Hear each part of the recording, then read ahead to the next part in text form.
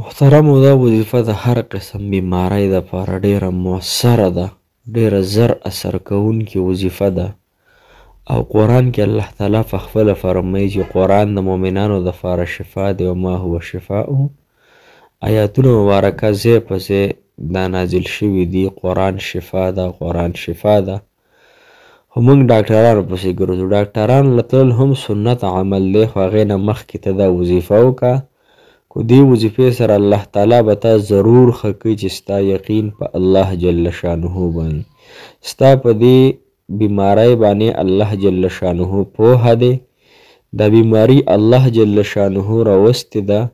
کو دا بیماری د هر یو څیز وي، کو غټو نه غټ د سر د درد نه واخله او د غاښ د درد نه واخله تر د لا علاجه بیمارو دپاره دا وظیفه تاسو وکئ انشاء الله، چې بغیر د ډاکټر نه، بغیر د اسرای نه، بغیر د پیسو لګولو نه تاسو ته به الله جل شانه شفا درکړي.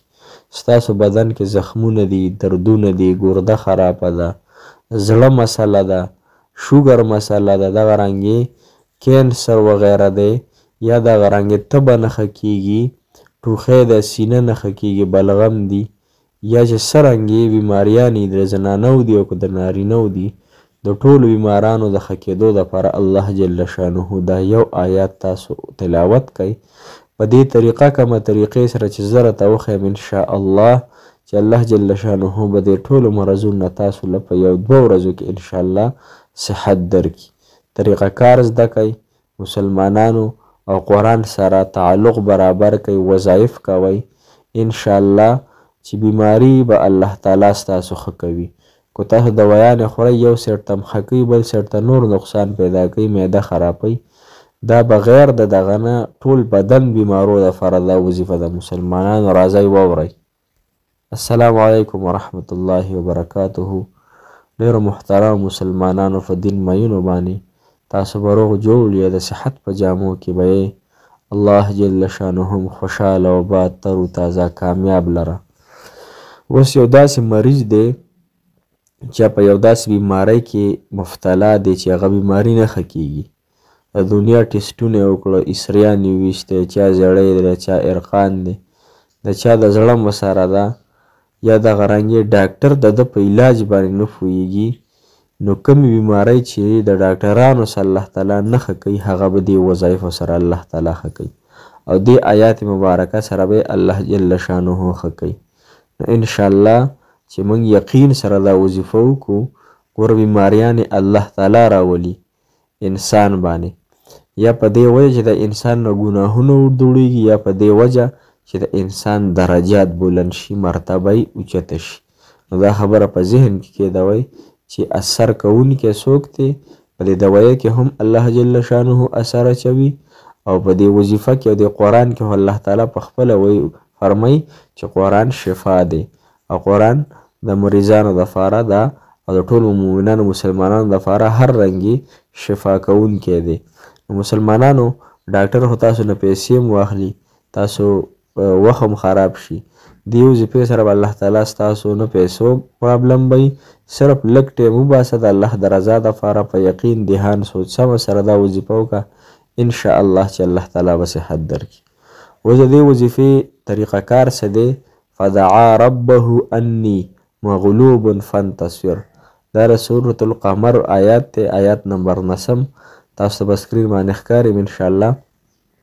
دا به تاسو داسې کار وکئ مسلمانانو چې کو په دوایه باندې شف کوئ او کو ځان له په اوبو باندې شف کوئ، خو دم یې کوئ، دوایه باندې هم دم کوئ او په اوبو باندې هم دم کوئ. نو انشاء الله چې دوایه کې کم ضرر وي هغه هم تاسو ته نقصان درکوي، او کم چې دې آیات کې شفا ده هغه د الله تعالی حاصلوي. دا آیات په تاسو لومبی 21 کرته درود ابراهیمي وایي، کم درود شریف چې موږ مانځه کې وایو 21 کرته. اللهم صل على محمد وعلى آل محمد كما صليت على إبراهيم وعلى آل إبراهيم إنك حميد مجيد. اللهم بارك على محمد وعلى آل محمد كما باركت على إبراهيم وعلى آل إبراهيم إنك حميد مجيد. دا دی 21 کرته وي، بیا به دا آیات مبارکه دا به 314 پیرې وي. فدعا ربه انی مغلوب فانتصر 314 مرتبه چې دا آیات وي دا به چې تا کله ووي نو دې نه وروسته به بیا 21 کرته درود ابراهیمي ووي.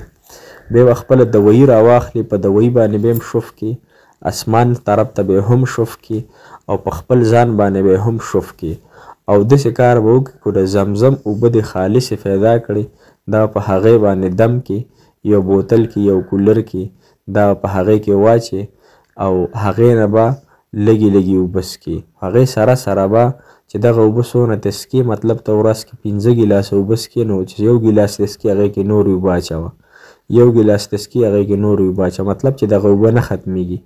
دا اوبه به تاسو 21 ورځو پورې څکئ انشاءالله بفضله الله جل شانه به تاسو له صحت درکوي.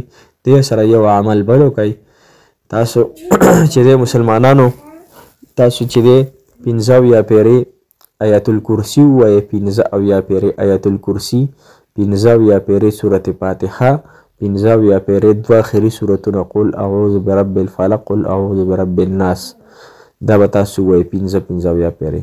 دا بیا په دغې اوبو باندې هم دم کوئ او دا په خپل مریض باندې هم شف او دم کوي. دې سره به دا فایده وشي مسلمانانو چې تاسو باندې کم جادو اثرات دي، جنات دي، کوډ دي، منتر دي، سحر دي، څه قسم پریشانی وي نو دغه به هم الله تعالی ستاسو دې سره ختم کړي. نو انشاءالله العزیز وظیفه ډېره انتهایی بهترینه ده. تاسو د خپلو حاجاتو مطلب د بیمارو دپاره لا علاج بیمارو دپاره دا وظیفه تاسو شروع کړئ. انشاءالله الله جل شانه برته صحت درکړي. موږ هم دعاګانې کوو، تاسو هم دعاګانې کوئ. الله جل شانه تمامو هغه بیماران له صحت کامله عاجله ورکړي، تمامو پریشانانو دی الله تعالی پریشانی پوره ختم کړي. الله جل شانه مو د زړه مرادونه پوره کړه. جزاک الله خیره.